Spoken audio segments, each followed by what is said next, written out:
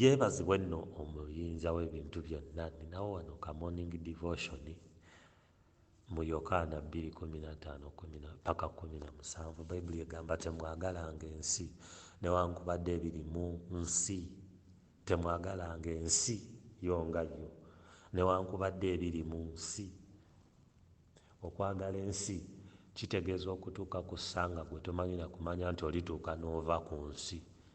Okwagala ensi n'otuuka ekiseera nga gwe tofa ku bintu bya bwakatonda eby'omwoyo nga gwe tobifaako, nga ne wooba oyonoonye towulira kulumirizibwa mu mutima gw'okwenenya, nga gwe ensi ekusingira embaga etanyumye.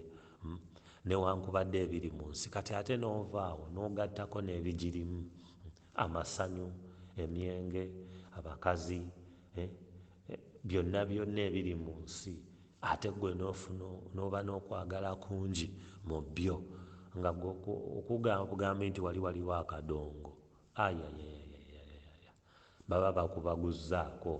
Haleluya. Bayibuli etugambye tetwagalanga ensi newankubadde ebirimu. Omuntu yenna bw'ayagala ensi, okwagala kwa Kitaffe tekuba mu ye. Mbu omuntu ekimuleetera okwagala ensi butabeera na kwagala kwa Kitaffe munda mu ye. Bw'oba oyagala Katonda eby'ensi temuba makulu. Bw'oba oyagala Katonda oba olina oba tolina oba musanyufu mu mutima. Bw'oba oyagala Katonda, okwagala kwa Katonda kuli okuli mu ggwe kwe kukufuga era kwe kukuvuga nga kukuzza Katonda gy'ayagala. Omuntu yenna bw'ayagala ensi, okwagala kwa Kitaffe tekubeera mu ye, kubanga abo ababiri tebasobola kubeera wamu. Ensi ne Katonda tebatera kubeera wamu kubanga byombiriri bifuzi. Ensi mulimu obufuzi bwayo era obwo nabwo bwakabaka buli awo, ne Katonda bwakabaka buli awo. Kati obwakabaka obw'emirundi ebiri tebusobola fugira mu muntu omu. Wabaawo obwakabaka obusupasidinga obulala. Amiina. Kubanga buli ekiri mu nsi, okwegomba kw'omubiri, omanyi omubiri gulina okwegomba kwagwo, obugoye obulungi, akagatta akalungi, akaviiri akalungi, akamotoka akalungi, okulinnya ku nnyonyi, okugendako eno, okwegomba kw'omubiri. Bayibuli etugambye kubanga buli ekiri mu nsi, okwegomba kw'omubiri n'okwegomba kw'amaaso. Omanyi buli kirowoozo kyonna, oluggi lw'ebirowoozo maaso. Bw'olaba ekintu bw'oti otandika okwekompeyalinga ne kiri ky'olabye, ne kisiikuula okwegomba munda mu ggwe, ebirowoozo ne bijjula mu ggwe. Aleluya.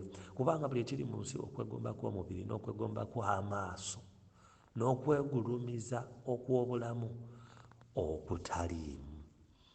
Okwegomba kw'amaaso n'okwegulumiza okw'obulamu okutaliimu tebiva eri Kitaffe. Atunyonyodde buraketi y'ebintu by'ensi, naye biva eri ensi. Bwe obwakabaka bw'ensi bwe kasita obubeeramu, baatugambye okwagala kwa Katonda kuba tekuli mu ggwe, oba oli mu bwakabaka bulala. Era ensi eggwaawo, ako kakulu nnyo. Buno obwakabaka bw'ensi bwo buggwaawo. Amasanyu, sente, obugagga, amamotoka si bibi, tubeere nabyo. Bisobola okugulumiza Katonda, bisobola okuweeza Katonda ekitiibwa mu bulamu bwaffe, ne balaba Katonda omulamu ali mu ffe, naye tetubyagala to the extent of idolizing the things of this world. Bifuuke ekitundu ku bulamu bwaffe, be replacing even the position of God. Haleluya. Era ensi eggwaawo n'okwegomba kwayo, naye akola Katonda by'ayagala abeerera emirembe egitaggwaawo. Ekigambo kya Katonda. Ensi eggwaawo n'okwegomba, naye akola Katonda by'ayagala. Amanya atya nti Katonda by'ayagala? Kigambo. Abeerera emirembe egitaggwaawo. Bw'otambulira mu kigambo kya Katonda okola Katonda by'ayagala. Bw'okola Katonda by'ayagala mbw'obeerera emirembe egitaggwaawo. Bwe bwakabaka obwa Katonda bwo bwa mirembe na mirembe. Naye bino eby'oku nsi nze sirabanga yaafa ne bamuziika na buli kintu kyonna kyafudde nakyo n'atwala. Olufa muba mukyalina mulumbe ng'ebibyo batandise okulwanira. Ennyumba y'eggundi yange emizigo gye yazimba emakindi egyange, kano akayumba akali eno kange, nga batandise obirwanira. Ebitwemazaamu ne bitwerabiza Katonda, ne bitulemesa okuweereza, ne bitulemesa okutambula nga Katonda bw'ayagala. Olufa bweppa, obupoloti bwe wagula ematuga nga batwala, abaana nga batandika okwetema embale, entuuyo zo. Mu mazima ebyensi bitwemalizaamu bwereere. Baganda bange bannyinaze, tunywerere Katonda, tutambule ne Katonda, omutandise era omutuukiriza w'obulokozi bwaffe, tusobole okunywezebwa, tusobole okuwangula ensi n'ebyensi. Amiina. Mukama abampeero.